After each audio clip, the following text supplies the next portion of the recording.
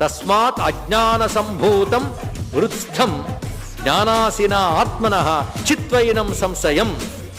అందువల్ల అర్జున, హృదయంలో అజ్ఞాన సంభూతం, అజ్ఞానం చేత కలిగిన ఏ సంశయం ఉందో దాని జ్ఞానాసిన వివేకమనే ఖడ్గంతో, అంటే నిత్యానిత్య వస్తు వివేకం అనేటువంటి విచార రూపమైన ఖడ్గంతో చిత్వా ఛేదించి నువ్వు సిద్ధి పొందు. కనుకే సిద్ధి పొందనిసాడు కదా. యోగమాతిష్ట ఉత్తిష్ట భారత. ఆయన ఏం చెప్పదలుచుకున్నాడో ఎక్కడ మిస్ కాలేదండి. జ్ఞానం గురించి ఇంత చక్కగా చెప్పాడు కనుక నువ్వు జ్ఞానం అయిపో అనలేదు. మరి యోగమాతిష్ట. ఇప్పుడు జ్ఞానం ఎంత గొప్పదో చెప్పానా, అది పొందడానికి నిష్కామ కర్మయోగమే ఉపాయం కనుక ఆ కర్మయోగమునందే నువ్వు ఉండు. యోగమాతిష్ట ఉత్తిష్టలే యుద్ధం చెయ్యి అన్నాడు. అంటే కృష్ణుడు బోధ అయిపోయింది, లెమ్మన్నాడు, కానీ లేవలేదు, కూర్చున్నాడు. నువ్వు ఇంత చెప్పాక మళ్ళీ